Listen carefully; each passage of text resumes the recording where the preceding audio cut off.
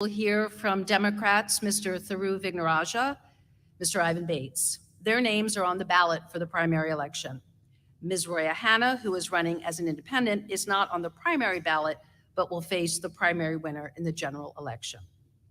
The rules are as follows. Each candidate will be given 60 seconds to respond to a question, and after each candidate has answered, the candidates may take 30 seconds to engage another candidate or respond to a question or to an accusation from another candidate. Amanda will be our timekeeper this evening. The candidates will hear a warning bell. Yeah, she'll do better. The candidates will hear a warning bell. There you go. And that indicates there's about 10 seconds left. And then a wrap-up bell, which means stop talking, lawyers, stop talking. As I indicated, will be asking the questions, but you have a voice tonight as well. So throughout the evening, if you need to ask a question, you have something that you want to ask the candidates, raise your hand, and someone from the association will come to you with a piece of paper and a pen, and then your question will ultimately make its way towards me. Okay? So we will start with introductions from each candidate. They will be 2 minutes each. And I'm going to do this in alphabetical order when it comes to the Democrats initially, and end our forum tonight with closing statements that will also run 2 minutes. So in alphabetical order with the Democrats, we will start for 2 minutes introductions from Mr. Ivan Bates. Thank you. Good afternoon, everyone. My name is Ivan Bates, and I'm running to be your state's attorney. Crime is absolutely out of control in our city, and we must do something about it. For me, it's pretty simple. What am I going to do? Well, one of the main reasons I want to do something is my daughter. She's 6. I remember being in playgrounds with her, being afraid. So many people are afraid in our city right now just to walk down the street. And do we want to raise our children here? Do we want to have a future here? Do we have a future? And the answer to me is yes. So for me, we have to do something about it. With my 25 years of legal experience, my prosecution plan to make sure if you have an illegal handgun, we hold you accountable, that's what we'll do, is hold people accountable. See, I understand how to make a change. I went to the United States Army right out of high school, learned leadership, teamwork, dedication, how to work together to get the job done. From there, I went to Howard University, graduated with honors, then to the oldest law school in America, William & Mary. Clerked for the NAACP Legal Defense Fund in Los Angeles, moved to Baltimore in 1995, where I took care of my aunt. And then from there, I worked with the state's attorney's office for 6 long, good years. Started my own law firm in 2006 until now. First, it was just me. Now I have 16 people who work with me. I understand what we need to do. I understand how to make a change, and I understand how to hold people accountable. And I ask you, if you really want to make a change in Baltimore City, give me a chance. Thank you. Let's go, Ivan.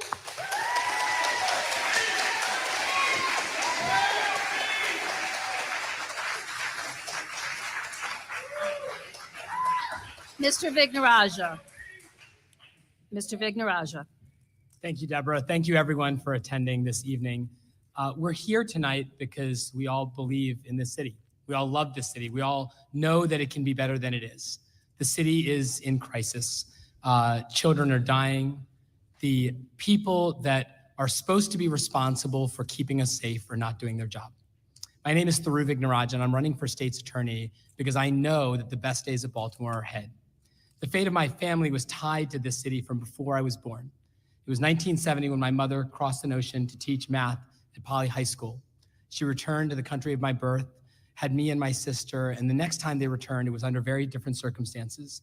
They were fleeing a civil war in search of a better life, and Baltimore gave them a chance. They found jobs as teachers. My mother, first at Poly, finished her career at Morgan State. My father taught at Edmondson, at Douglas, at Southern, and at Western. When he retired just a few years ago, he was the oldest teacher teaching in the state of Maryland. He was 80 years old. He's 85 now. He doesn't look 85. He doesn't act 85. He doesn't like me telling people he's 85, but that's the tradition in which I was raised. It was a tradition of hard work, of public service, of faith. And my sister and I have done our best to do the noble work in their footsteps. We went to local public schools, Edmondson Heights Elementary to Woodlawn High. I went to Yale for college, Harvard for law school, was president of the Harvard Law Review, clerked on the US Supreme Court for Justice Stephen Breyer, who retires tomorrow.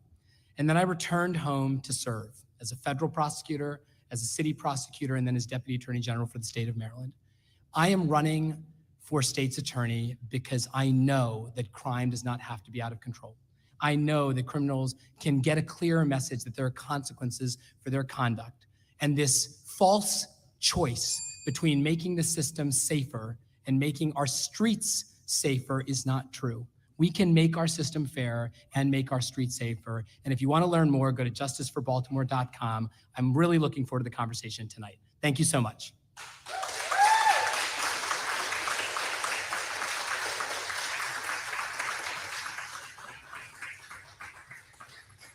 Ms. Hanna. Thank you. I'm Roya, Hanna, and I'm running as an independent candidate for state's attorney because I believe it is imperative to get politics out of the business of public safety. And, I also don't believe that crime has to be the story of Baltimore. All too often, we hear that crime has always been, and so it will always be. And I completely and utterly reject that notion.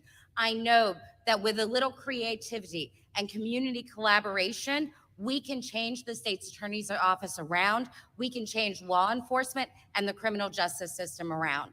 I was a prosecutor for 12 years in this city. For 9 of those years, I tried murders and shootings. I never lost a homicide trial. Prior to that, I traveled around the country and I taught local prosecutors how to establish community prosecution and gun violence prevention programs.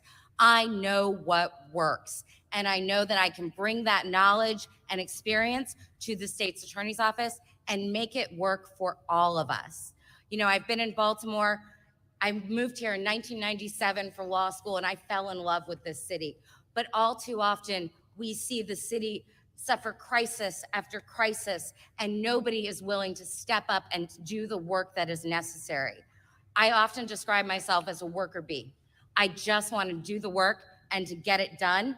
And I'm tired of politicians coming in and telling us what they're going to do and not having the experience and background to actually get the job done. I have twice as much of prosecutorial experience as any candidate in this race. And I hope that you learn more about me and my plan at royahanna.com.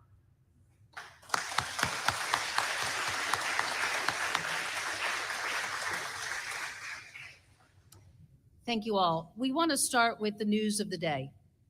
A Baltimore police sergeant is in fair condition at shock trauma tonight after he was dragged 2 blocks in Park Heights last night after a traffic stop. The suspect arrested this morning, Joseph Black, is a habitual offender who has been arrested 19 times and recently served 22 months of a 15-year suspended sentence for 2 gun crimes. Are you going to have a policy whereby prosecutors do not participate or negotiate these type of sentences, specifically very little jail time for violent crimes? We start with Mr. Vignarajah. Look, this is pretty simple. If today was the first day that such a plea deal had been struck, it might have been the exception. But a few months ago, we learned about the case of Luther Trent. Ms. Hanna brought this case to our attention. I served as a volunteer advocate for the victims. They were individuals who were attacked by Mr. Trent in a midnight fire. They lit their house on fire trying to kill the 3 people. Mr. Trent was charged with 3 counts of attempted murder and arson, and he was pled out to a suspended sentence. When that happened, we asked ourselves, is Luther Trent the exception, or are there more of them? And Ms. Mosby would not tell us. Then we learned about Austin Davidson, the individual who shot and killed the Wacomico deputy. And today we're learning about this person. We now know that there's a pattern of this. When I started as a federal prosecutor, we had a very simple policy. There were guidelines that governed the appropriate sentence. And if you wanted to go above or below those guidelines, you needed to get supervisory approval.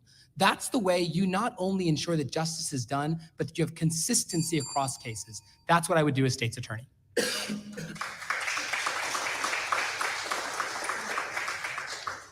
Ms. Hanna, are you going to have a policy whereby prosecutors do not participate or negotiate these type of sentences, specifically very little jail time for violent crimes? Absolutely. You know, Mr. Black, in this case, there was mandatory minimums. They could have invoked them. And I'm not saying that we need to invoke mandatory minimums for every single case, but for certain people, when they have a consistent pattern and when you can tell from their record that they're going to be right back here in a year or 6 months, yes, maybe a mandatory minimum would have been appropriate for Joseph Black. We know that he was charged with an attempted murder and a gun case. And in those two separate incidents, he received probation after having a robbery and a drug dealing and other violent crime. This man was a menace to society before he became a menace to the officer who was injured last night. And I just want to say, you know, that officer is in shock trauma and he is fighting for his life. And I know that he has the most devoted, loving family and has the most infectious belly laugh you can possibly imagine. So just keep him in your thoughts and prayers. Amen.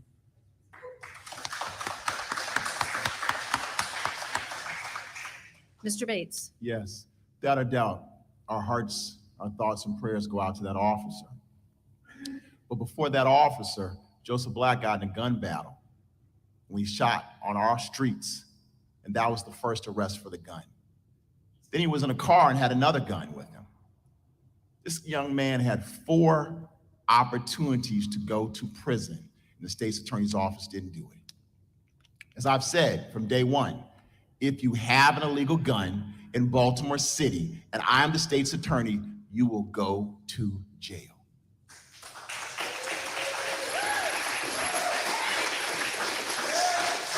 One of the things the criminal element doesn't do, the criminal element does not respect the criminal justice system.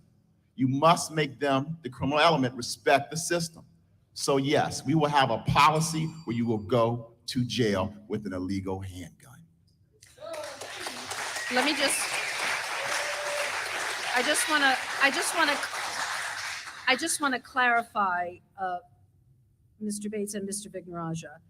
Are you going to have a policy where prosecutors will not participate in these types of sentences? Will there be a specific policy? Because I think when you hear from people, when we had this story developed today, we all know this wasn't the first time. I've been in this town for 20 years and covered this story, many versions of this story again and again. So I think people want to know very specifically, is this a policy that you would in fact enact in the state's attorney's office if you are running the state's attorney's office? I think there's some confusion because not everybody understands how this came about. During the pandemic, everything was done over Zoom. This young man was already out on electronic home detention, so they were home.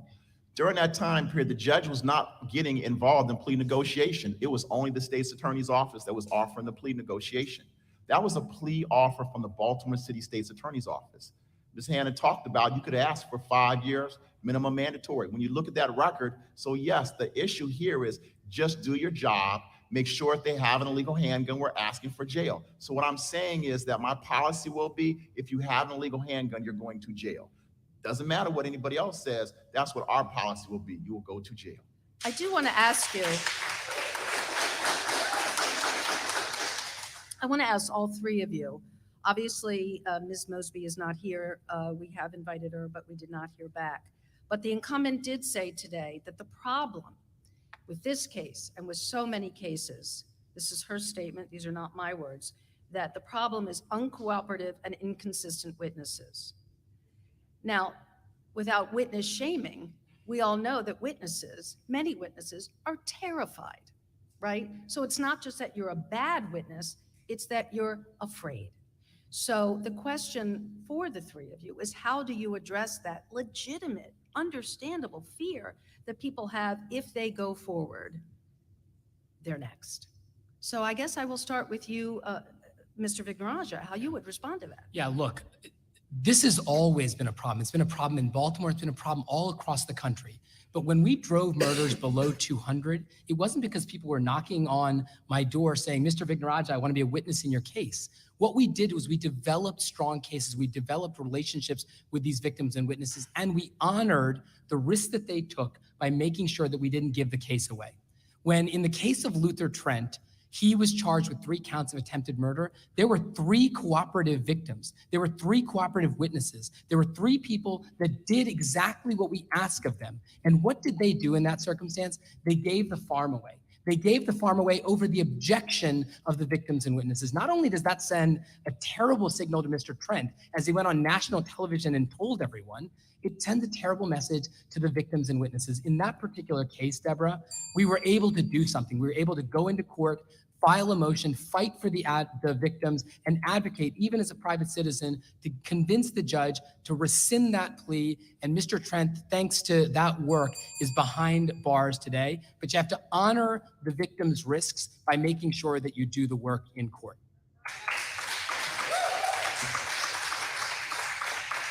Ms. Hanna? You know, I think we need to take witness intimidation seriously. We have had the current administration put out pleas on several witness intimidation cases that were probation or pretty close there too. When I had a witness intimidation, the defendant received 45 years just for intimidating the witness.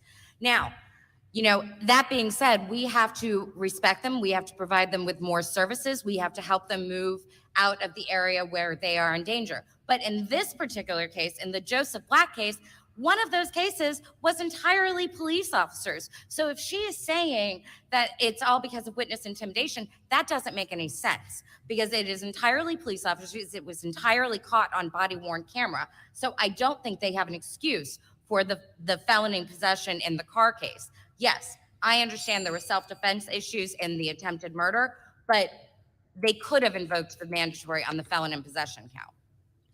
I'm curious, the Fraternal Order of Police came out with a statement about an hour and a half ago saying that it wasn't just the state's attorney that was to blame. They feel that the mayor is to blame and the police commissioner is as well.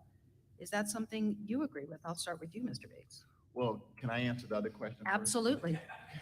So when it comes to cases involving witnesses, if you go to my website, www.bates.baltimore.com, you'll see my prosecution plan. If you look at the second pillar, I talk about protecting victims and witnesses. Ms. Hanna's right. I talk about having a designated prosecutor to prosecute witness intimidation. That's how you let individuals know that you're going to take that issue seriously. I talk about using the tools that are already there in the system, asking for protective orders to protect and hide the identity of our victims and witnesses. And I also decide that some of the things that I learned from the federal side, we want to bring them to the state side.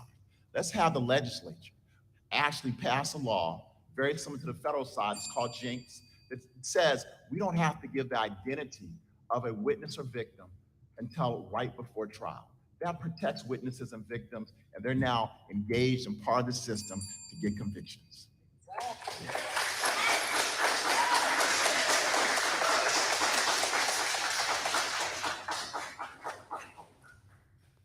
Do the candidates want to comment at all on the Fraternal Order of Police and feeling that the responsibility for things like today, an officer being gravely injured, the story of a habitual offender, that it is collective blame, that is also the blame of the current mayor and also the blame of the police commissioner? Curious of how you all want to weigh in on this. Look, I'll say this. The sergeant who is, thank goodness, recovering, I don't think he'd appreciate that we spend today pointing fingers. There's a lot of blame to go around. Yes, everybody could be doing a better job. The police department could be doing a better job. The mayor could be doing a better job. The state's attorney's office could be doing a better job. And this is one example. But we shouldn't get too caught up in this particular example because we have to realize, we have to recognize that this is happening in violent crime cases across the board. When 5 police commissioners came together for the first time in history and endorsed our campaign, they said, this is the prosecutor more than anyone else that our rank and file, that our detectives respected.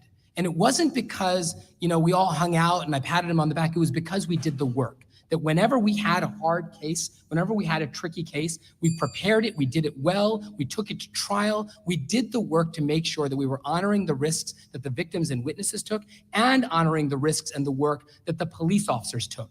So in the name of the sergeant, I don't think we need to engage in blame games. I think what we have to do is come together and realize that everybody has to do a little bit of a better job, but the state's attorney can lead that charge.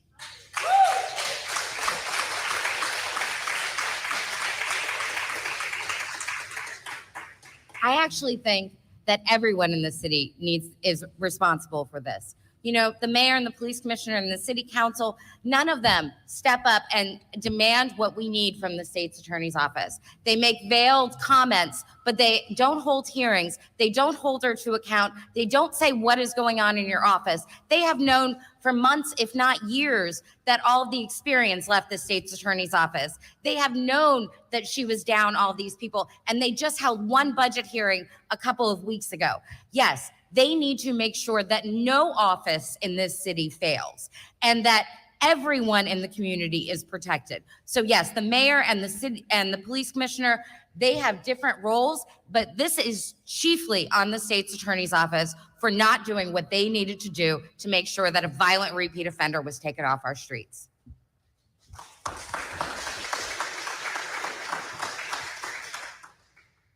Let's move on to another question. We have so many, and we just had a number of very good questions come in as well. Do each of you think you have the personal history, the moral compass, and the stature to promote the integrity of the office? I will start with Mr. Bates. For me, that's an easy question. Yes. You know, when you look at my prosecution history of the 6 years, I handled around 345 cases. Didn't have cases overturned.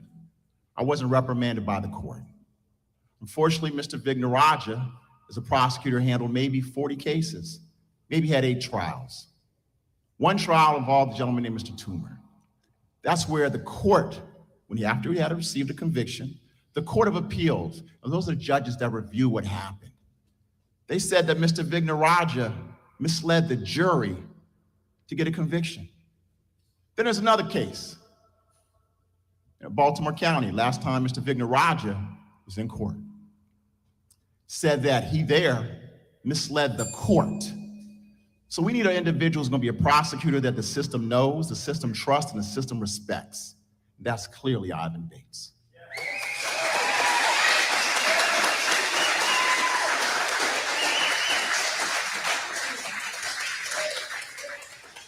Mr. Vignarajah. Thank you, Deborah.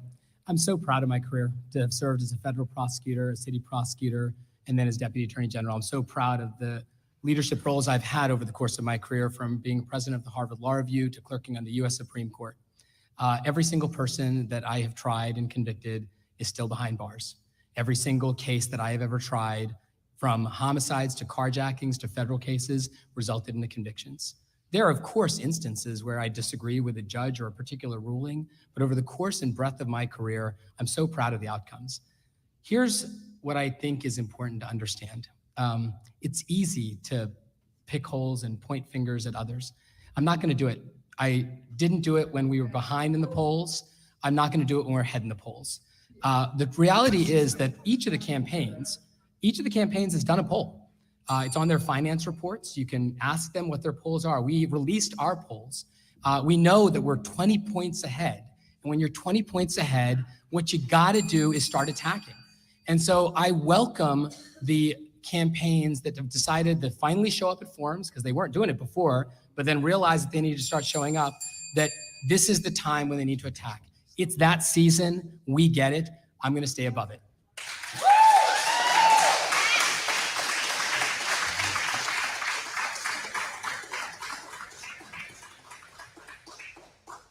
Ms. Hanna. You know, I'm so glad that you brought this question up, because corruption and people with moral issues in this city have long plagued the community. We have seen far too many of our public officials go to jail, get under a federal indictment for various activities. You know, I think, yes, absolutely, I do have the moral background and leadership to be able to help the state's attorney's office to progress. I have never been accused of paying off witnesses or doing any other sort of improprieties. As far as background and experience is concerned, I, again, have twice as many cases as anybody who is up on this forum or is currently the holder of the office. My cases generally have not been overturned, or they have been retried afterwards, usually for technical issues. So yes, I do believe I have the moral leadership and will help lead the city out of its current crisis and corruption. Like my 30-second rebuttal. Yes. I don't know if I'd be proud of a career if the court told me the prosecutor misrepresented the evidence. The prosecutor's argument had no basis in fact. It had to say the prosecutor's argument did not mislead the jury. Point blank, when you mislead the jury, an individual went to prison. Mr. Vignarajah, you were not the individual who tried the case the second time. So you misled the jurors, you misled the court, and now you're misleading the voters. Enough is enough.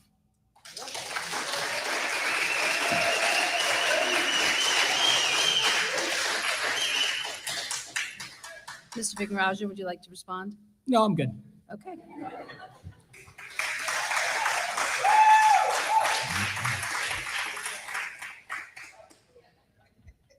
Given the federal indictment of the incumbent, can you answer this question? Have you ever lied on a tax form or financial form? And did you seek any public relief during the pandemic? I will start with Ms. Hanna. To my knowledge, I have never lied on a federal form or a tax form. Certainly never intentionally. And no, I absolutely did not do that. As far as pandemic relief, my law firm did not receive any pandemic assistance. Did you seek it? I did try, but as it turns out, when you're a solo practitioner, you had to have not made over a certain amount of money. So I wasn't qualified for the PPP. Okay, but you sought it. Yes. Okay. Mr. Bates. Yes, I've never lied on tax reform. Matter of fact, I'm the only individual in this race who's released their taxes. I believe Mr. Vignarajah stated when he ran for mayor that everybody should release their taxes, and he has yet to release his taxes. However, when it comes to the PPP, yes, my law firm did. There's 16 individuals I employed, and we are proud to say that we received the PPP loan. Not only did we receive it, but 97.5% of the money that was given to us paid so that I did not have to lay off anybody. We made sure that Baltimoreans were employed through the pandemic. That's what it was for, and that's how we used it.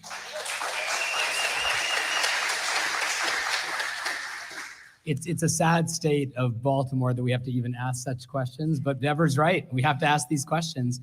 Thankfully, I can confidently report that I have never done any of those things that would put us in the kind of soup that we face today. Mr. Bates is right. When I ran for mayor, I became the first candidate citywide to ever release our taxes, 5 years of taxes, made national news, made local news, and we pledged that that kind of transparency was vital for two reasons. One was you wanted to make sure that people weren't engaging in illegality on the tax returns themselves, but you also wanted to make sure that people didn't face the kinds of pressures that sometimes bear on public officials to make sure that they're taking care of it. It's a tough job. It doesn't pay very much. You're not making the kind of money you make as a partner at a big law firm. You're not making the kind of money that you could make in the private sector. So you want to make sure people are comfortable and confident.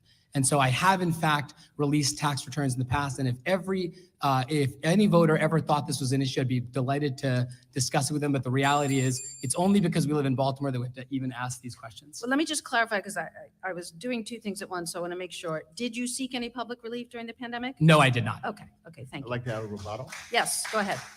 I would ask Mr. Vignarajah, will you release your taxes now? And also, if I'm not mistaken, are you not the CEO of a company that is actually being sued for PPP fraud as we speak? I'm the CEO of a national company that is headquartered in Dallas, is publicly traded, it's for-profit, is one of the largest CDFIs in the country. It provided enormous relief to 400,000 companies. It was the second largest processor of PPP loans in the country. 80% of that money went to Black-owned businesses. Yeah. When you run a company that big, you have to deal with litigation. And of course, our lawyers are addressing those things. Not a single one of those lawsuits has proceeded beyond even the initial stages. But because it is publicly traded, I am restricted in what I can say more than that. But this is the kind of stuff that you do if you are desperate, if you are behind. This is not the stuff that people want to talk about in Baltimore. They want to talk about your plan on carjackings, on killings, on drug dealing. That's what they want to hear about. And if you want to have that debate, that's great. I'm sorry? I'm sorry, couldn't hear you.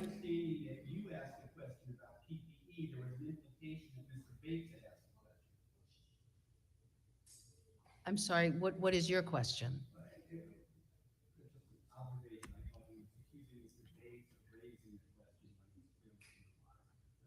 Okay, moving on.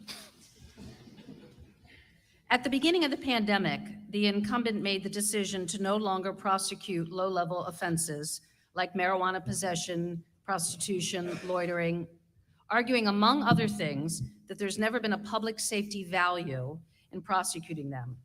Would you continue this or reverse this policy? I will start with Ms. Hanna. I would reverse this policy. You know, prosecuting people for low-level crimes does not automatically mean that you have to lock up a bunch of people.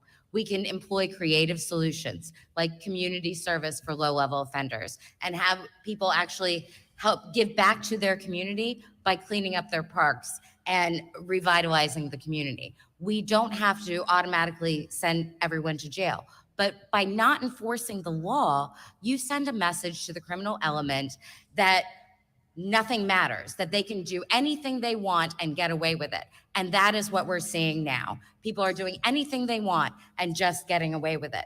Also, you shut down a vital avenue of information that comes to police officers. Often when you arrest people for low-level crimes, you find guns or you find evidence of higher level crimes. It is very important that we reverse this policy so that we can have effective law enforcement in Baltimore City again.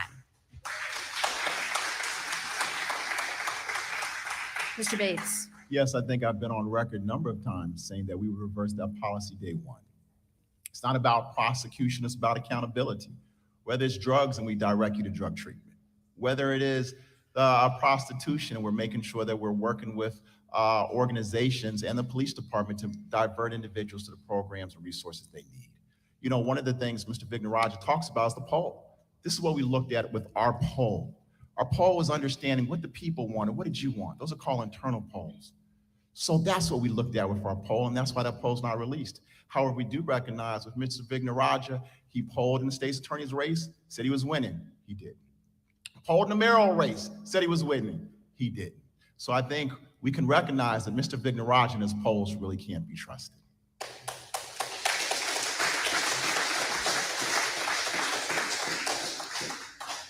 Mr. Vignarajah. All right, let's have some fun. The reality is that they did a poll. People in their campaign told the world that they were down by a lot. They were in single digits. They were 25 points behind us and Miss Mosby. And after that, shortly after that, they started coming to forums. They started taking attacks.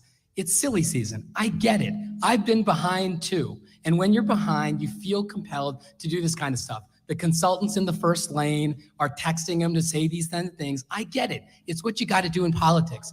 But here's the reality. Here's the reality.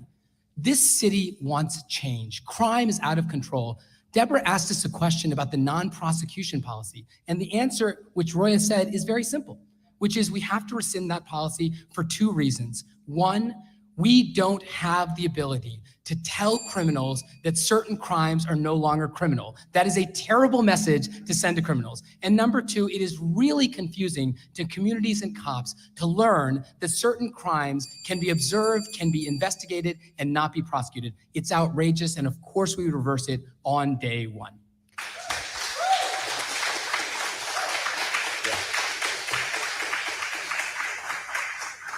Well, a follow-up to all three of you. If you reverse this policy, how would you ensure that communities of color are not disproportionately affected and public trust not further eroded? Plus, what about the resources to handle the caseload, which will increase? If I may, Yes. It's a great question because right now you don't have enough prosecutors in the state's attorney's office. There are prosecutors right now that are being asked to come from felony circuit court down to district court to handle misdemeanor cases because there aren't enough prosecutors. So the first issue is we got to make sure we address that deficit. But the second thing is Deborah's exactly right. We have to have some internal guardrails. In a high volume jurisdiction like Baltimore, where there's thousands, tens of thousands of cases, we can't take every loitering and trespass and public urination case to trial. We have to use our common sense judgment as we always have. When I was chief of major investigations, the number of arrests had gone down from 100,000 to less than 40,000. So had the number of young Black men incarcerated for petty offenses.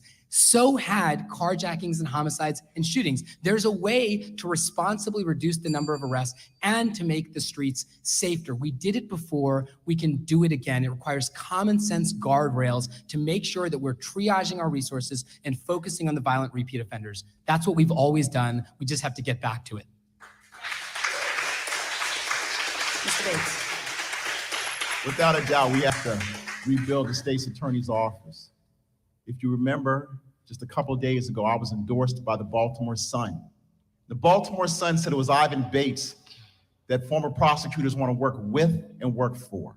I'm the only one on this stage they want to come back and work with. So when we rebuild that office, because there's now $16 million more now that Ms. Mosby has in her budget than Greg Bernstein had in his, when Mr. Vignarajah was there doing the job as well. What we do know is that when people are there, they're energized, they do the job, they do the work. Now, in reference to these programs, they're already there. The money is already there. Greg Bernstein had a lot of these programs, and coincidentally, Greg Bernstein, who employed both of these individuals, has endorsed me in my campaign because he recognizes my vision. He recognizes that I know the money's there for drug treatment, the money's there for mental health, the money is there for all those courts and projects. However, because we do not engage that, we do not have the individuals using it. Ms. Hanna. You know, currently the office is prosecuting about half as many cases as they did 8 years ago. So I do think there are the resources that are there. And like Mr. Vignarajah said, we do have to triage them properly. And yes, people will come back. I'm sure I get the exact same phone calls as Mr. Bates does. I just don't feel the need to go around telling everyone about it all the time. But yes, prosecutors will come back who have gone to other jurisdictions. They will make sure that we are able to effectively handle those cases when they come in. And we will make sure that diversion programs actually work for Black and brown communities and all communities in Baltimore City. We will make sure that we're not disproportionately affecting any one neighborhood and that crime is addressed citywide.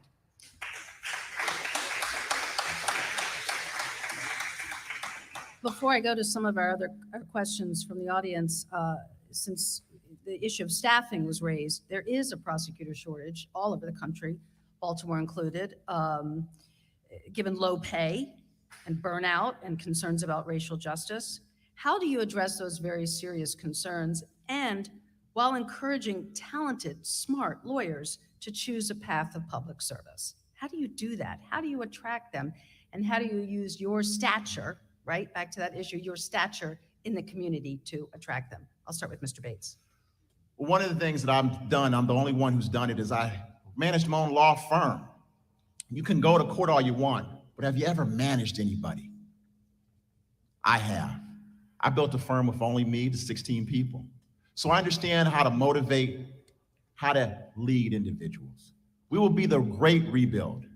We will bring prosecutors back who want to be prosecutors, who are alums of this great office, who want to be part of the solution. But we will also go and recruit young law students. I will go to University of Baltimore, University of Maryland. First year law students, first day. If you want to have a job when you graduate, come work with us.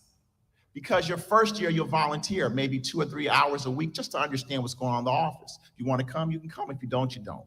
Your second year will pay you and you'll learn how to look at body camera footage, understanding what's going on in the community. Your third year, you'll write briefs and motions, and when you graduate, you have a job. That allows us to get young talent with the seasoned veterans so that we can build a terrific office that suits and supports the citizens of Baltimore City. Mr. Vignarajah. I mean, first we have to be clear about the fact that the shortage is nationwide, but the acuity of that shortage is unique to Baltimore City. There are jurisdictions across the state that are few prosecutors down. Baltimore County has 3 vacancies. Baltimore City has 60. So let's not pretend that what's happening in Baltimore City is the same as what's happening across the state. It is worse here. There is a problem here. When I left a big fancy law firm in DC and came to be an assistant U.S. attorney at the U.S. Attorney's Office here in Baltimore, it wasn't for the pay. It was because all of us, we grew up wanting to go to law school, dreaming of being that courtroom lawyer.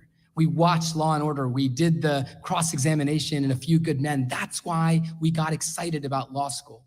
And so when Robert Morgenthau, the legendary DA of New York City, over the course of a 40-year career, built the greatest prosecutor's office in history, he didn't do it by paying people more. He did it by inspiring them, by telling them that they would learn more and do more good in New York City than they would anywhere else in the world. Ms. Hanna. You know, nobody goes into public service because they want to make a lot of money. And people are leaving the state's attorney's office to go to other government agencies where they're also not going to make a lot of money. But what they see in those government agencies is that they are going to get more respect. They're going to be given more discretion. They're going to be actually allowed to be a lawyer and not have to have everything run through their supervisors. And, you know, I think as a manager, you do have to lead from the back of the room and make sure that you are giving your prosecutors the tools and resources that they need to actually do their job, and the training and encouragement. I'm the only one up here who's actually been involved in a systemic program of training prosecutors. You need to know how to make sure that they have everything that they need to be the best prosecutors that they can. And, you know, this particular office, what I hear from prosecutors every day is that they feel disrespected by the front office. They don't need somebody who's going to talk down to them. They need somebody who's going to lift them up. This question comes from the audience. As a younger, I'm not sure what this one word is, but I think I can live without the adjective. So, as a younger resident, I struggle with even voting in the first place. Convince me why I should bother voting in a splintered election that favors an incumbent. So this question, we will start with the Democrats and Mr. Vignarajah. Let me be very clear. There's 585,000 people in this city. Only 80,000 of them will vote in this Democratic primary. Your vote counts because this is a small election. And if you believe, as I do, that people pay attention, that people can learn over time, incumbency has an advantage. Marilyn Mosby was unbeatable 4 years ago. She was perhaps unbeatable 5 months ago. But today, I think the people have started to see that whatever she is trying, however hard she is working, however deeply she believes in her convictions, what she is trying is not working. We don't need to disparage her. We don't need to attack her. We don't need to point out all the things that have gone wrong, though there is much that has gone wrong, and we have to be forthright about it. What we have to do is understand that desperate change is needed. And the good news, because my faith has always been placed in the people of Baltimore, the good news is that the people of Baltimore want change. The people of Baltimore are ready to elect someone new. And in a small election, this is not a presidential election where we're not a swing state. This is a small local election where 100 votes counts as almost 1%. Those are the kinds of things that can really dramatically change the outcome of the future of Baltimore. Mr. Bates. Yeah. You know, when you think about the vote, for me, being African American, we didn't have the right to vote. People died for that right to vote. I want you, the Army, to defend the rights of our country so that we could do that, just vote. I recognize our city doesn't have hope. Our city doesn't have a future in so many eyes of young people, but you do. And it just takes hard work.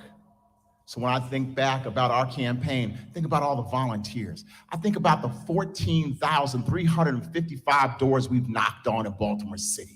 I think about the people, the citizens who want to have change.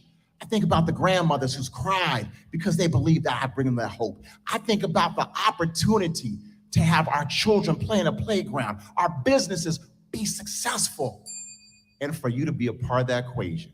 And all you have to do is walk down, press that lever, and vote Ivan Bates for State's Attorney. Ms. Hanna, prepare to weigh in.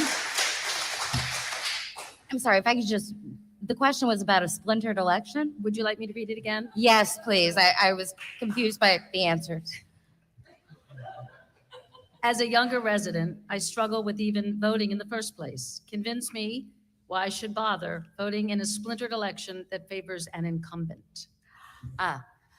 Yes, I don't know if this particular election favors the incumbent. I guess we will see in about 3 weeks. I am not in a splintered election. Whoever wins the Democratic primary will face me in November, and that is that. So I understand your issues with, trying to decide among 3 people who have very different approaches and are very different and all have other things going on. So I get it. I sympathize with you, but don't worry, I got you in November.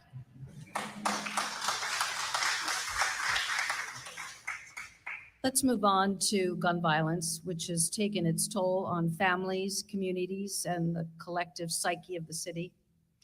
Out of the gate, what would you do to address this? And can you provide a realistic timeline on when there may be a visible, palpable reduction in violent crime?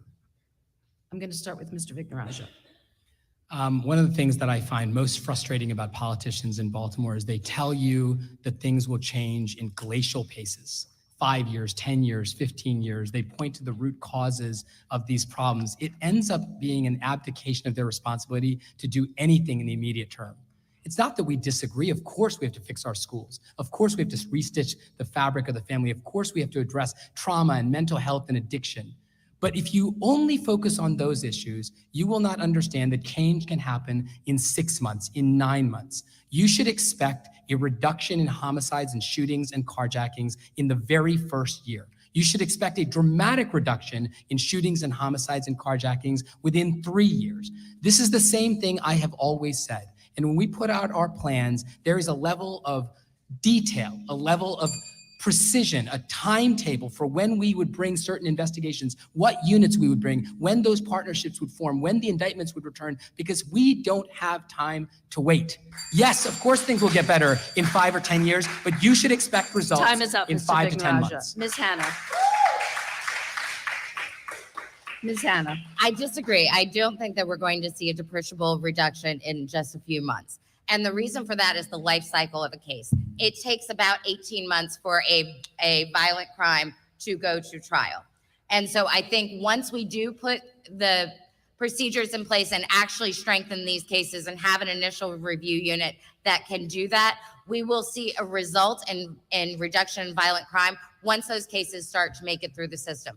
It's also the cycle of a violent repeat offender. Violent repeat offenders get arrested about every other year.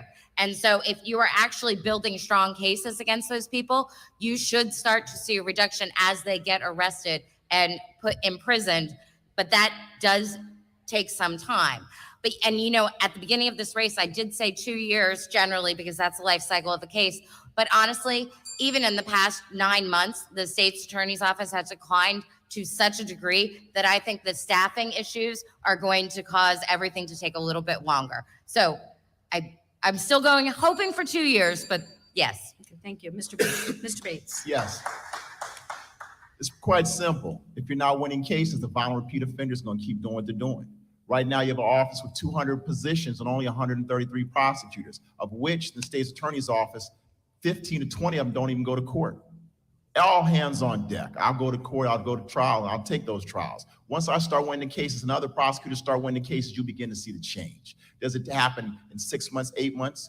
Realistically, 2.5, more likely, maybe 3 years. But day one, you'll see a change. You'll see a change because there'll be a collaborative working relationship. I have a program, Homicide Review, that brings the state's attorney's office, the police department, Safe Street workers. It brings the mayor's office of criminal justice and Johns Hopkins University. It brings all of us together to look at each and every single homicide, each and every single murder. We look at the data and we focus on individuals who have really good, strong, solid cases to hold those individuals accountable. Once you're winning cases, once you're holding people accountable, then the message gets through. Playtime is over, and now the citizens will have their city. Mr. Vignarajah. I think we actually agree about a lot of these things, but there is one thing that I wanted to sort of disagree with Ms. Hanna on, which is that it doesn't have to wait for the end of the case for the results to be seen in the community. One of the things that we really emphasize is the importance of bringing certain indictments, bringing certain concerted efforts, multi-defendant cases, using burglaries to get violent criminals off the streets, partnering with the feds to get carjackers off the streets in the months before June, July, and August, the killing months of every year. Because if you can get them off the streets, you have to, of course, convict them in due course, but you can expect to see results immediately. If you get the 200, 300, 400 most violent offenders off the streets with strong investigations, strong cases, I think you can expect to see results by that very first summer. You know, I recognize that sounds good, but Mr. Vignarajah had a case very similar to that.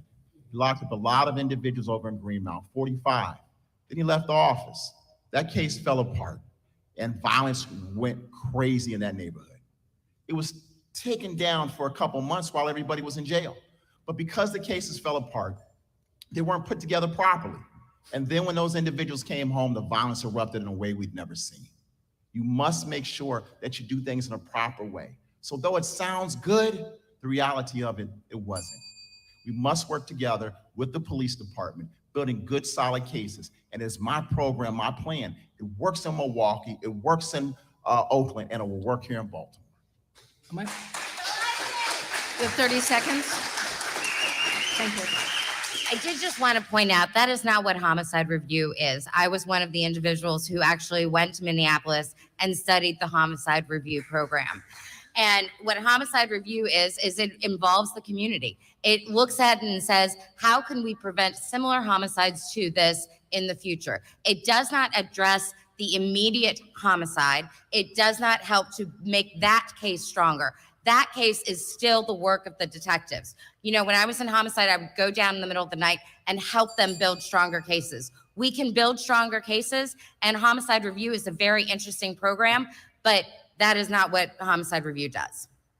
Did you want to add, Mr. Vignarajah? I think it's really important to be clear about this. Rod Rosenstein brought 2 prosecutions in Cherry Hill, just 2 prosecutions in Cherry Hill. Cherry Hill went 700 plus days without a single shooting. The case that Mr. Bates is referencing in the Greenmount East neighborhood, one of the most violent in the country, that neighborhood, a 5-block radius, had a murder every month for 5.5 years. After the prosecution, it went 18 months, not a few weeks, 18 months without a single murder, not one. And you know what changed? You know the month that stopped? It was the month of Freddie Gray. That is what erupted and blew things up. It was not the terrific prosecution. Mr. Vignarajah, you have time.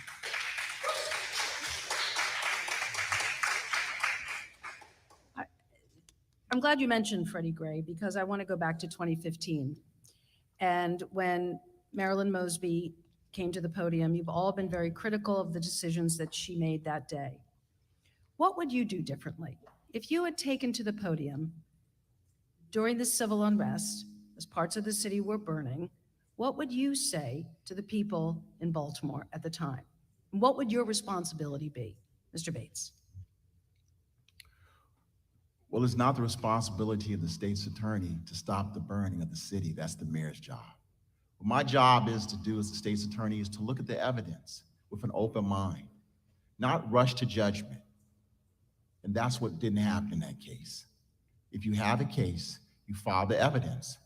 And then when you file the evidence, you work with your team to put it together to make sure you have strong, solid convictions.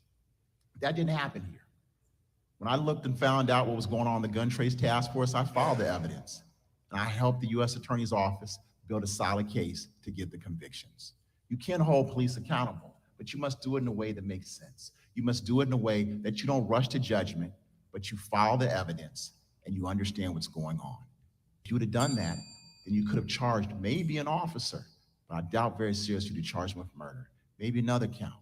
However, we'll never know because they never took the time to thoroughly investigate the case.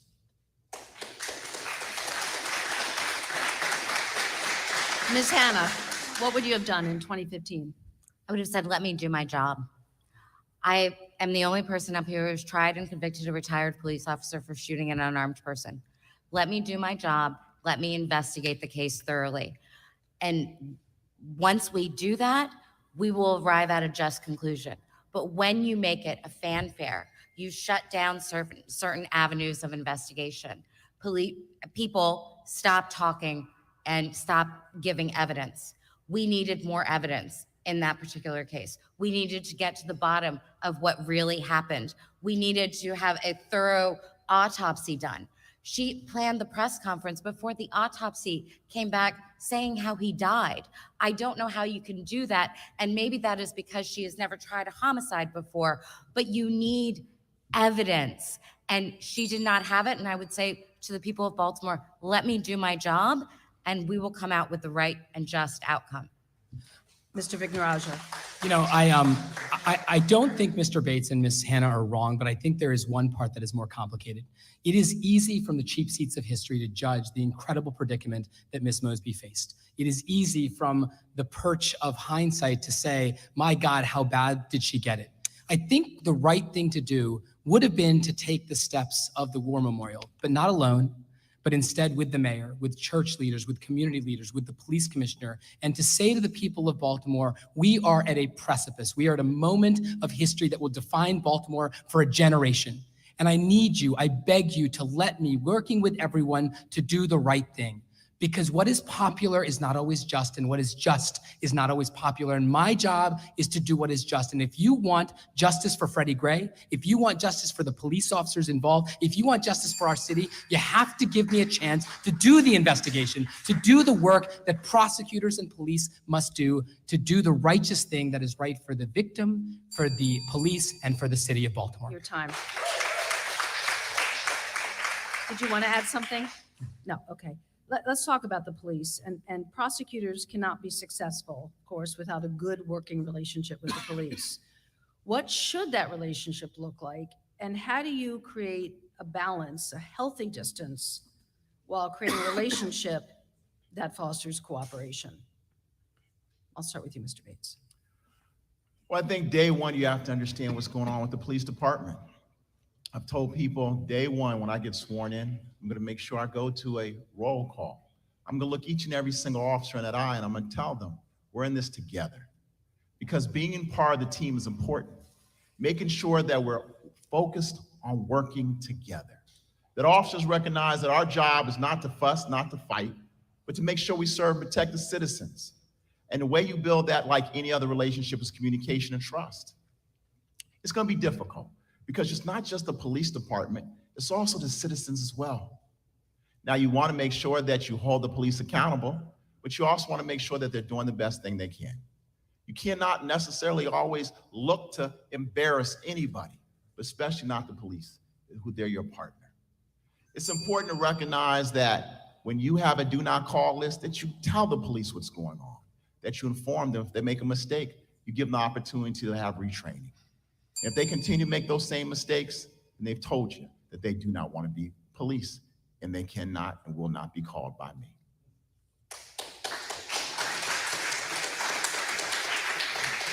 Mr. Vignarajah.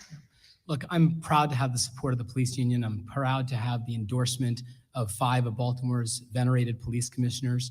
I'm proud of the things that they said in support of me about the relationships we built with police. We rolled up our sleeves. We went out to the districts, we went out to crime scenes, we worked with them day and night to make sure that we were honoring the victims, the 24 mothers that stood behind me a week ago and said that we lost our children, we're placing our faith, our hope in Thiru to make things a little bit better, a little bit more just.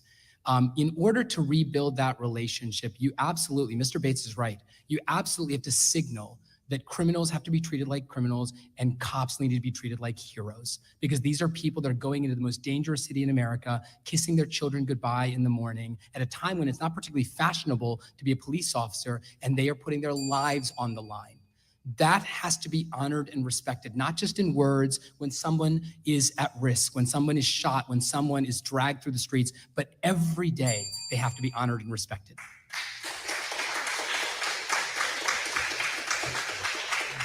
You know, I often hear police officers say that the person who hates a bad cop is more strongly is a good cop.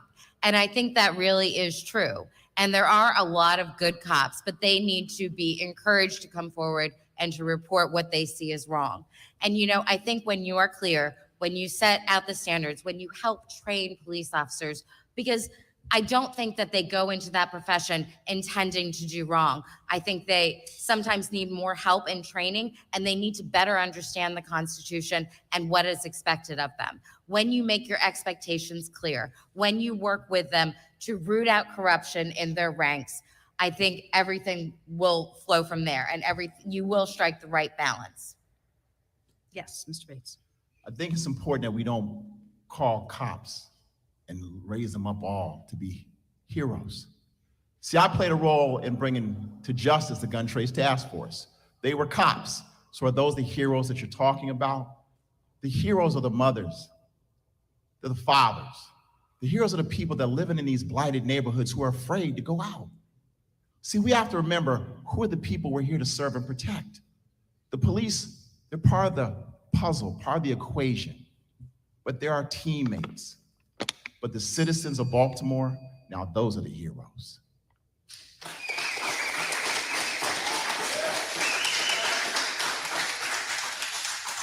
I want to move to a few local topics since we are in Canton. Some of these questions came from residents here, and one question had to do with carjackings. Carjackings are up in the Southeast District in recent years. Why do you think this is happening, is the question, and what impact can the state's attorney's office have in reversing this trend? I'll start with Ms. Hanna.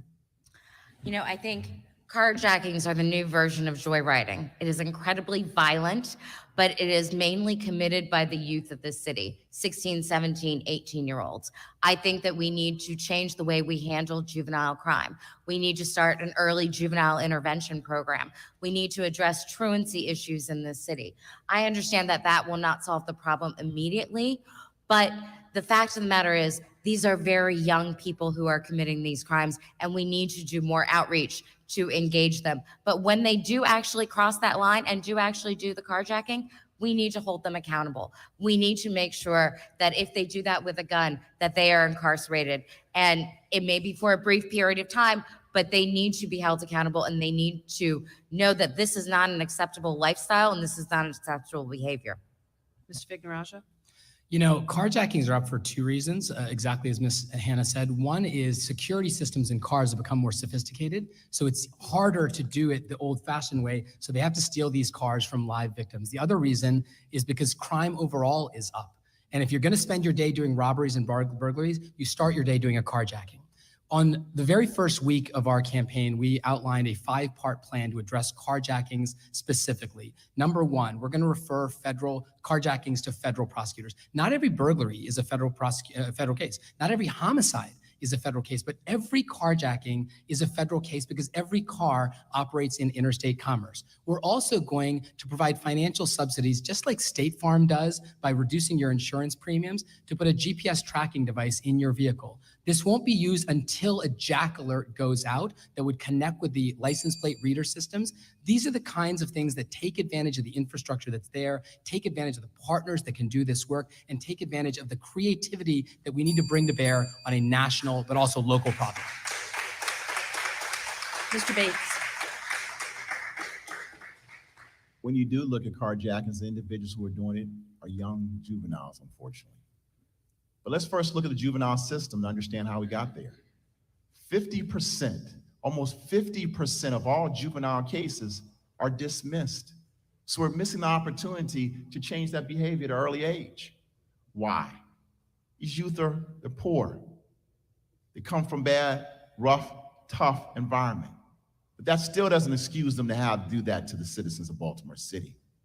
There are no certainty of consequences.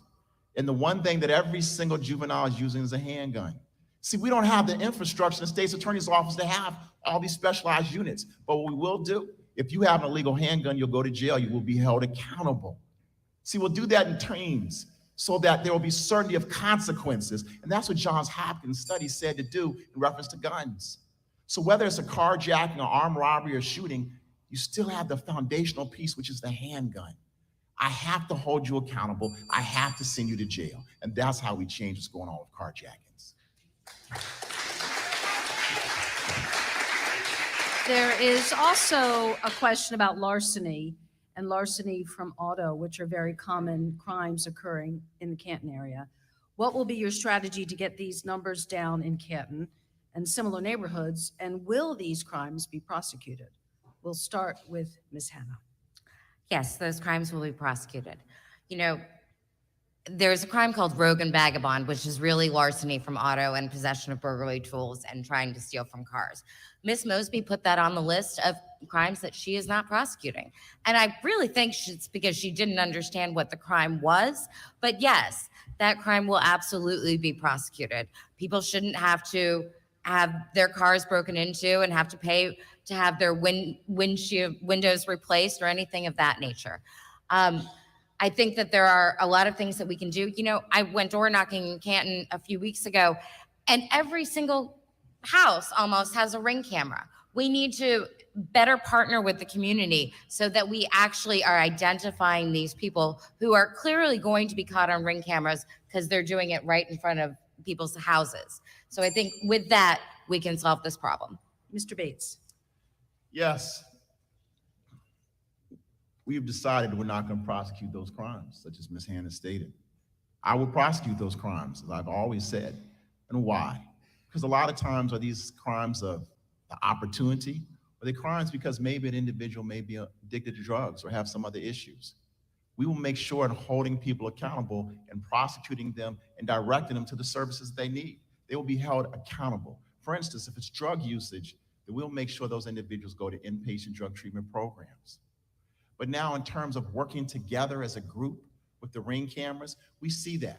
Arch McFadden's over there in Patterson Park, phenomenal neighborhood organization. He is an individual that's already working with his neighbors with these cameras.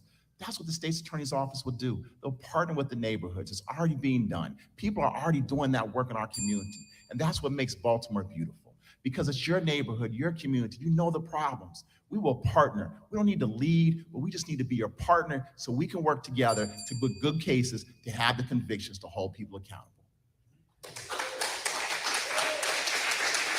Mr. Vignarajah. Look, I know it's a debate, and I don't like to say this, but on this one, Ms. Hanna and Mr. Bates are exactly right. It's exactly right.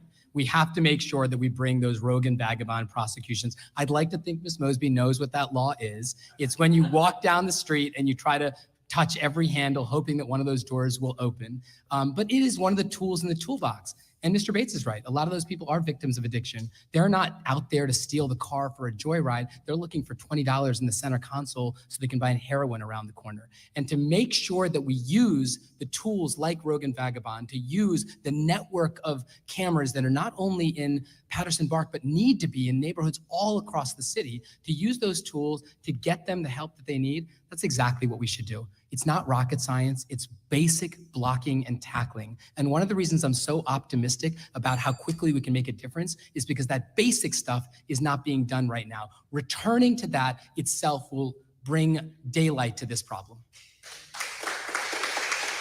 Did you want to add? As we wind up, we have about 15 minutes left, and we had promised some candidate-specific questions, some of which are from the audience and some of which are mine. So let's start with Ms. Hanna. You pulled out of the Democratic primary to run as an independent, which some see as merely a political calculation to ensure that your name is on the November ballot.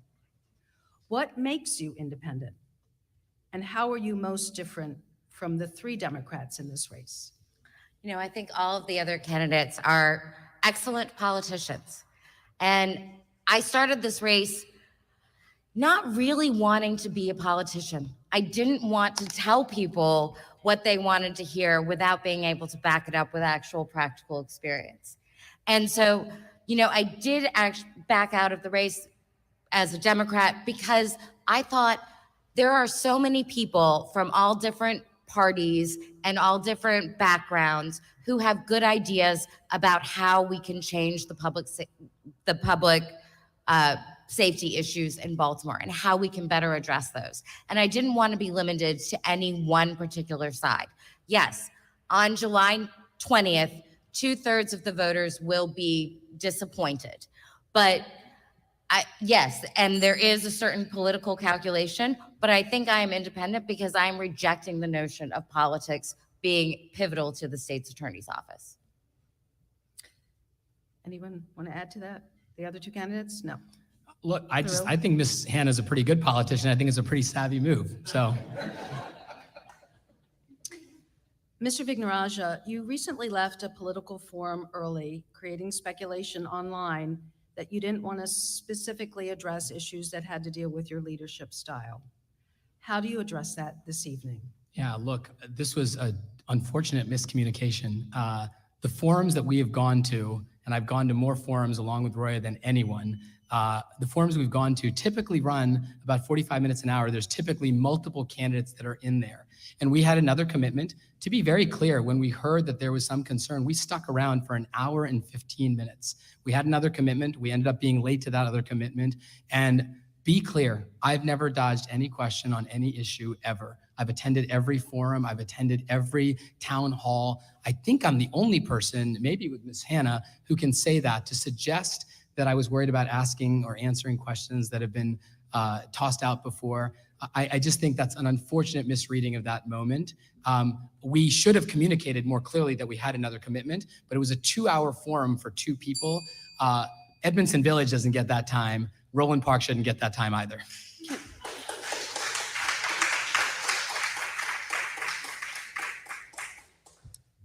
How would you address the question of how you interact and treat staff and subordinates? Yeah, look, this is an issue that has come up 4 years ago, 2 years ago. It's political season, and these kinds of things do come up.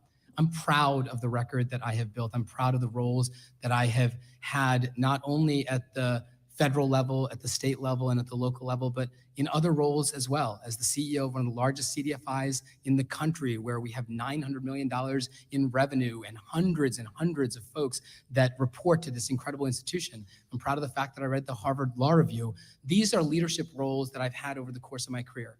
But Deborah, you're right about one thing. I'm not perfect. I have learned and grown as a manager, as a person, as a leader. And I think some of the things that I've learned make me stronger and more capable of leading in this moment.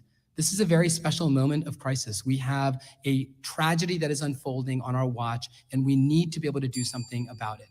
The chances that I've had to lead in a wide range of contexts has made me stronger. I'm not perfect, but I love the city. I'm going to do my best to be the best leader the city needs.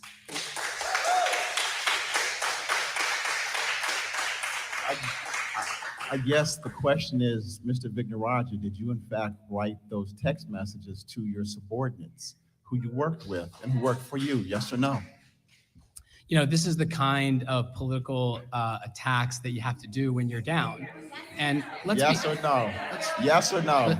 Let's be very, very clear. We're not going to get. Let's give Mr. Vignarajah a chance to speak, please, and be respectful. Thank you. Look, the things that people have said about me, the things that this particular person has written about me, I stopped being surprised by what this blogger writes a long time ago. I also stopped commenting about it. I also stopped reading the blog. I am not going to get drawn into a conversation when nobody in Baltimore except our opponents want to have it. They want to talk about carjackings and killings. That's the questions that the community are asking, and those are the questions that I'm going to stay focused on. The most important question the citizens ask are, how are we going to rebuild the office? If you can't rebuild that office, we cannot focus on carjackings. We cannot win cases. And if we haven't looked, almost 75% of the individuals going to law school right now are women. So if women do not want to be a part of the office, you cannot rebuild it. So yes, it is an important question. It's either a yes or no, but you do not wish to answer the question. Sometimes your words, we have to believe who you are when your actions show us. No, Mr. Bates, I'm not going to get drawn into this. I think you don't want to bring up your indiscretions any more than anybody else wants to. We're not going to go there because that's not what this debate is about. One of the reasons why our opponents, Ms. Mosby and Mr. Bates, are trailing in the polls is because these are the kind of venomous attacks that they bring forward. And all you have to do, our poll, in all the polls that have been published and in all the polls that they have done, we are leading, and that's what you have to do. And the people of Baltimore want to have a conversation about merits. They're not going to get distracted by your questions, nor are we. The people want to have The people of Baltimore want a leader who has integrity. The people of Baltimore want a leader they can trust. And the people of Baltimore want a leader, when you ask a yes or no question, you give them a yes or no answer. And that's why they.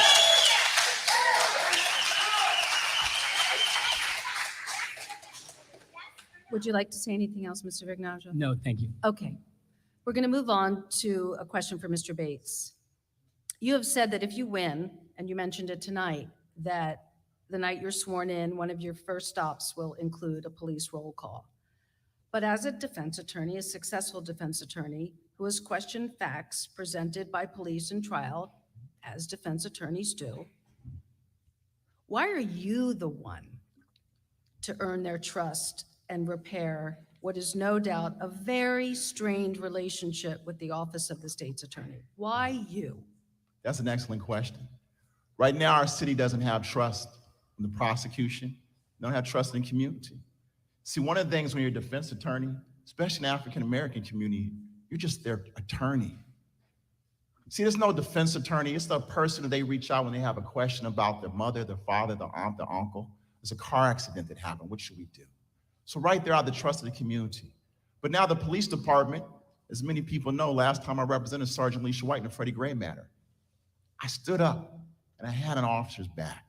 But I also was the one that talked about the corruption of gun trace task force, and I held officers accountable. See, I'm about doing the right thing, and the officers can tell that. I was a former prosecutor for 6 years and had that managerial experience that the officers need and they like. It's that leadership that they gravitate to. It's understanding that when I say I'm going to do something, I do it. When they understand that my word means something and that I'm the person that they want to follow and be a part of. It's my vision that they like. It's my determination. It's my leadership that says, you know what? We can do this together.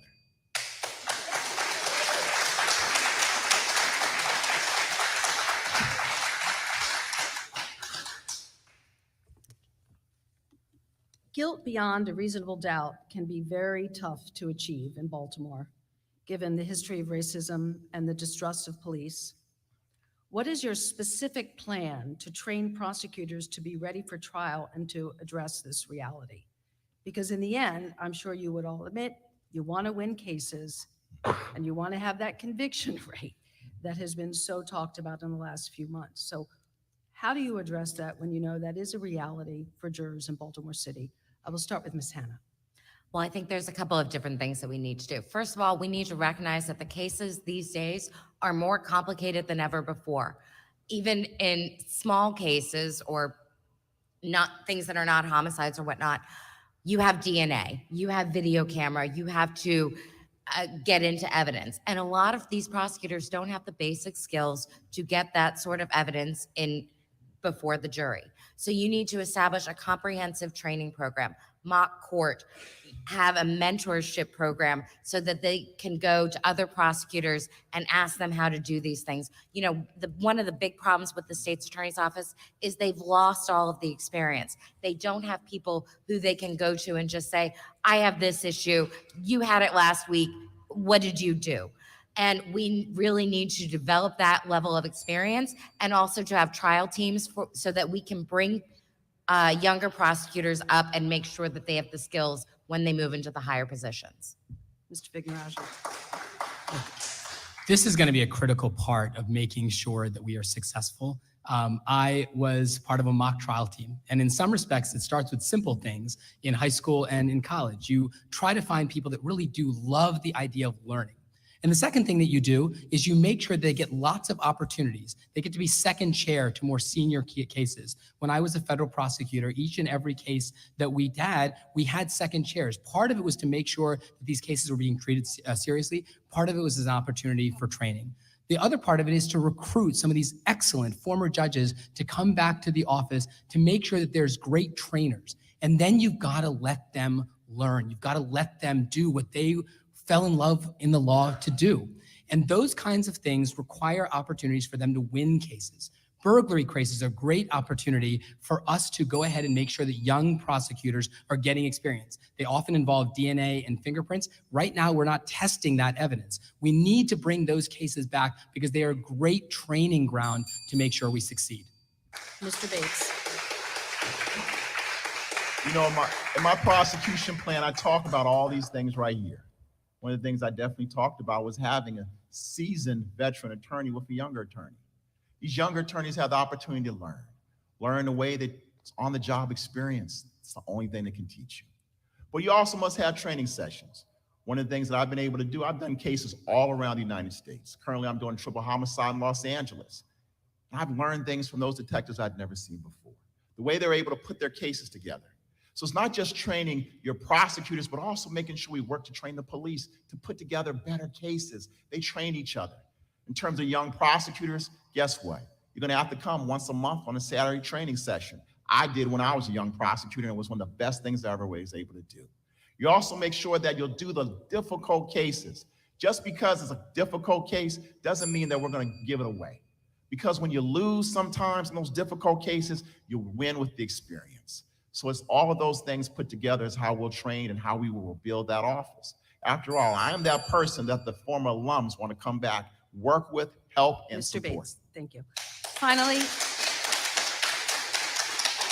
the last question before we get to our final statements this evening is a simple yes or no question to a complicated case, but a simple yes or no question. Would you, as state's attorney, continue to prosecute the case against Keith Davis Jr., the second most tried man in America? Yes or no, Ms. Hanna? Yes. You would continue? Based on what I've seen so far, I haven't reviewed the file. I would need to thoroughly review the file before I make any final determination. But I do not believe that at this point I can say I'm going to dismiss the case without reviewing it and consulting with the victim's family. The victim's family do have rights, and we need to respect their rights. So at this point, the answer would be yes. If I get in there and I see something that I don't like, then I'm Mr. free to Vignarajah. change my answer. Thank you. Thank you, Ms. Hanna. It's a very difficult question because we don't know enough from the outside about what the case is. It's also a very difficult question because the prosecutorial rules of ethics ask private citizens who are seeking that role not to comment on cases with respect to the decisions to charge. So unfortunately, Deborah, as much as I would like to tell you what my instinct is, yes or no answer is not appropriate under the rules of ethics here. I have to give a yes or no. Come on. Are you leaning one way or the other?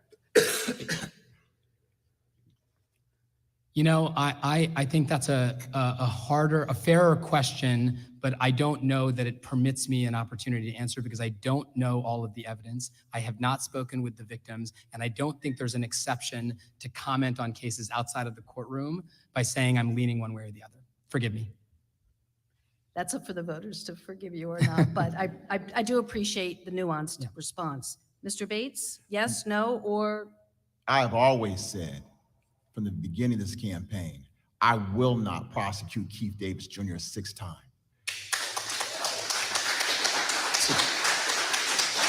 To prosecute an individual over and over and over and over again until you get a guilty finding is wrong. See, people in this city don't believe in the criminal justice system. And this case is one of the main reasons. If we're really gonna heal as a city, if we're really gonna be able to change what's going on, we have to do it in a way that people begin to have trust, belief, and faith in our system. And Keith Davis Jr., for so many citizens of Baltimore City, is that case. I will not prosecute Keith Davis Jr. a sixth time. And our closing statements, we will start with Mr. Vignarajah.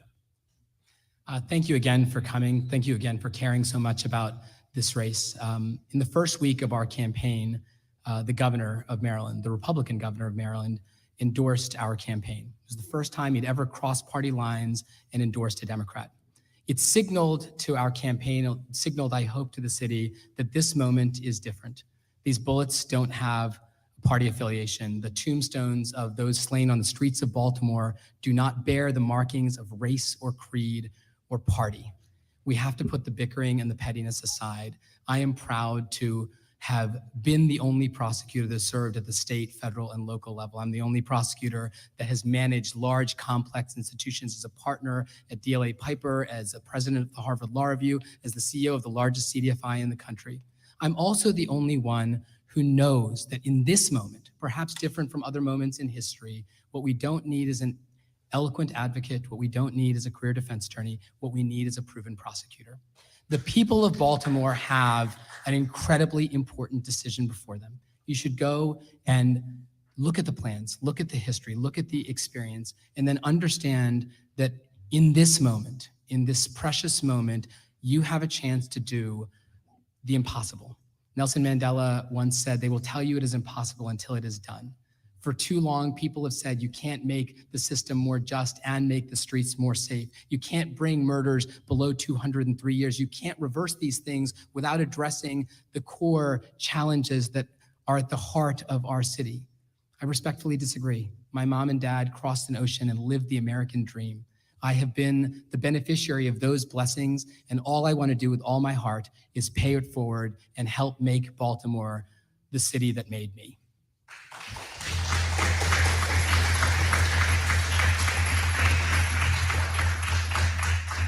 Mr. Bates. This is the most important election in our city. People ask me about it all the time. I'm the only person on this stage that's knocked over 14,000 doors. When I'm in the community, people want that change. They want to know, what are you going to bring? What are you going to do? They don't ask about polls, because they know polls don't count. They don't vote. You vote. And it's simple. Unless you want the incumbent, then you have to vote for Ivan Bates. Clearly, we're talking about a proven prosecutor, but you don't want to answer the real hard questions. We have to have a person who's going to be a leader, because that's what our city needs right now more than anything. We want a person who's not going to just point fingers, but is going to work with everybody, who's going to work with the police and give hope to the citizens. A person who's not afraid to walk around in the community, that understands the plight and what it means to have those handcuffs placed on them, but also understand what it means when that victim's family has lost their loved one. Having been a defense attorney as well as a prosecutor, I understand. Having built my own law firm from scratch, I know how to manage. And that is why, whether it's the Baltimore Sun, whether it's been Greg Bernstein, Mary Miller, Sheila Dixon, I can go on and on and on and on, have endorsed my candidacy, because they recognize the faith, the hope, and understanding that the new chapter is here. So Baltimore, I ask you one thing.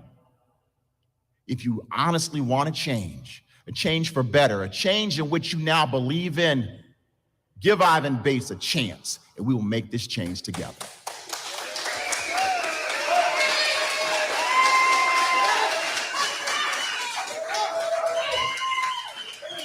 And Ms. Hanna. You know, I want to spend my closing remarks talking about what it is to be a prosecutor. A prosecutor has to do the hard things. They have to stand up for the people, for what is right and just, even if sometimes the victims don't want to proceed, which obviously the defendants don't want to proceed. And you are standing there all on your own, doing what you believe is right. And this race is about principles and about standing in for what you think is right. I do not think that people who take an oath to be fair and impartial should then also pledge allegiance to any particular party, because fairness and impartiality has to come first.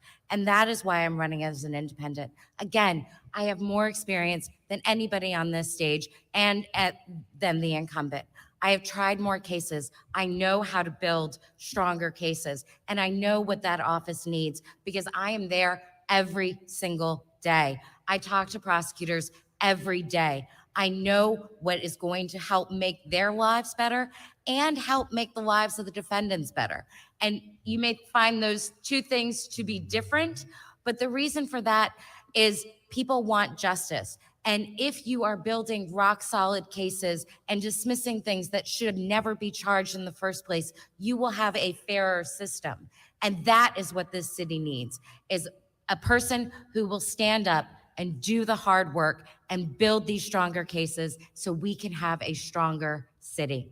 And so I ask that you go to royahanna.com and sign the petition so that I get on the ballot in November, and hopefully vote for me in November. Thank you.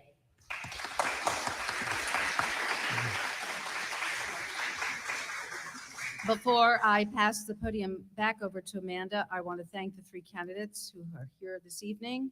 Thank you for your responses, and I appreciate you being here and answering all of our questions. I have another job to go do for the 11 o'clock news, so I will head to that shortly, but thank you for having me. Canton as well, I appreciate it. Thank you.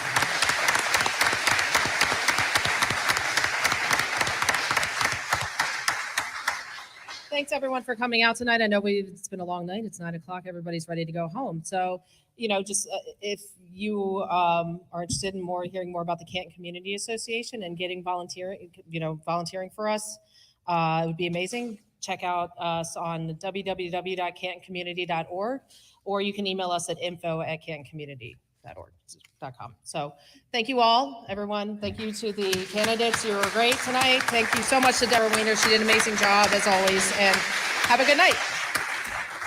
And see you at the polls. Visit OnFireTV.com for live top stories and original shows.